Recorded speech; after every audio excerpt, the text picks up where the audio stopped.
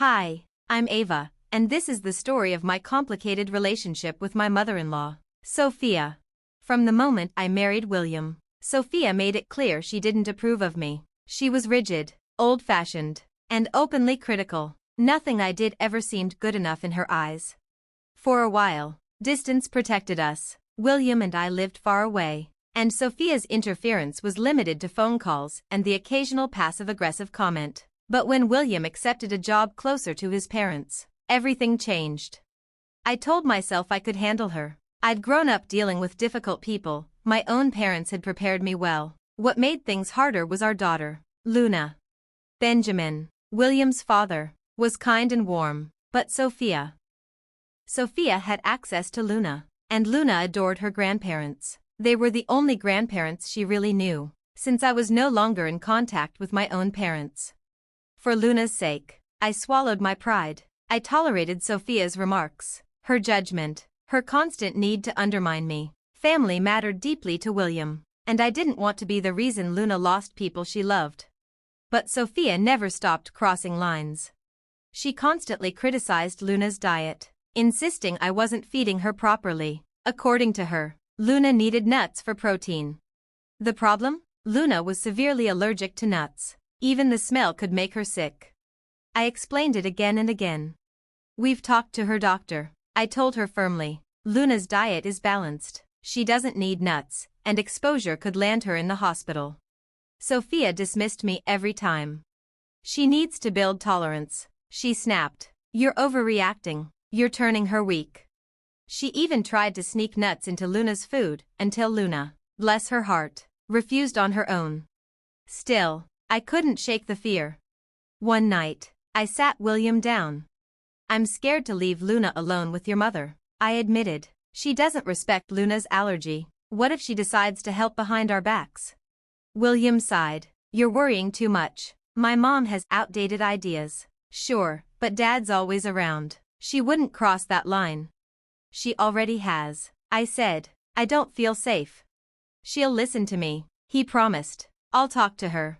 Against my better judgment, I let it go, for Luna. I didn't realize how wrong I was. Everything exploded on Luna's 11th birthday. Sophia and Benjamin arrived early, which immediately unsettled me. Sophia usually avoided being alone with me. That day, she was almost cheerful. She handed Luna a large, heavy present, smiling too brightly. Happy birthday, my sweet girl. Grandma got you something very special. Luna's eyes sparkled. Sophia insisted Luna open her gift before the cake, before her friends arrived, before anything else. I hesitated. Something felt off. But Luna was happy, and it was her birthday. When the wrapping came off, Luna found a cake with her name written across it. She smiled. Then she collapsed.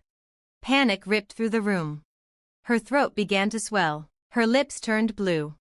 William ran for the epinephrine injector while someone called emergency services. I knew, deep down, I already knew. I turned to Sophia. What did you put in that cake? I demanded. She shook her head, feigning innocence. I didn't do anything. Maybe this is because of how you've been feeding her. I warned you. I screamed back. She was fine seconds ago. What did you do? I administered the epinephrine myself, hands shaking. The swelling eased, but Luna didn't wake up. I cut into the cake. Nuts. Everywhere. I lost it. You could have killed her, I yelled. You ignored every warning, every doctor, every boundary. I was helping, Sophia cried. She needs exposure. You're too controlling. She is allergic, I shouted. You don't get to experiment on my child. I'm her grandmother, Sophia snapped. You're overreacting. This is all just your way of turning everyone against me. Before I could respond, the paramedics rushed in. Luna was taken to the hospital. We followed in silence, shattered and terrified. She survived, but she remained unconscious for hours. When the doctor finally said she would recover, I collapsed into tears.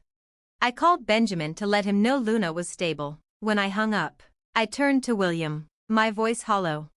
I will never forgive your mother, I said. She almost killed our daughter.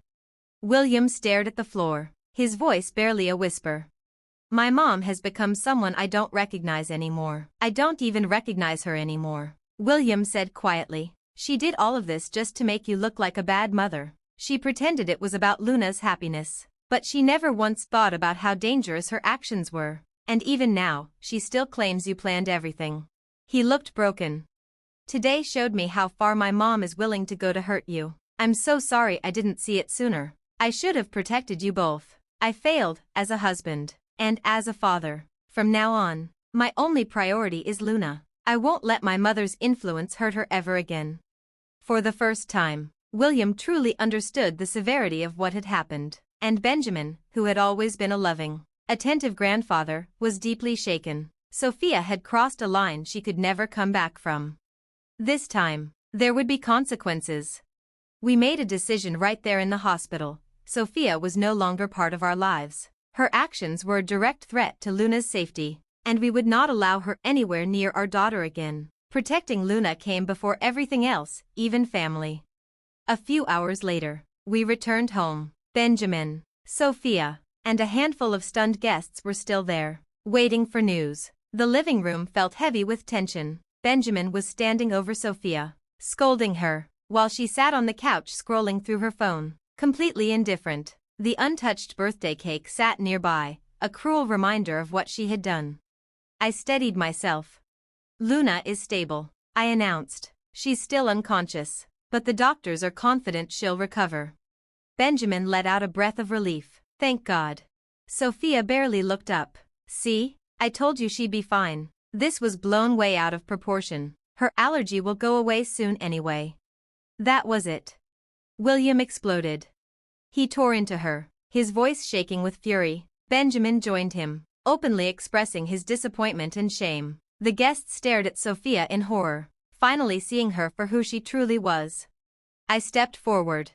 I'm done with you, Sophia, I said coldly. You've been given chance after chance. You nearly killed my daughter, and you don't feel a shred of remorse. You are no longer welcome in this house or in our lives. You will never see Luna again.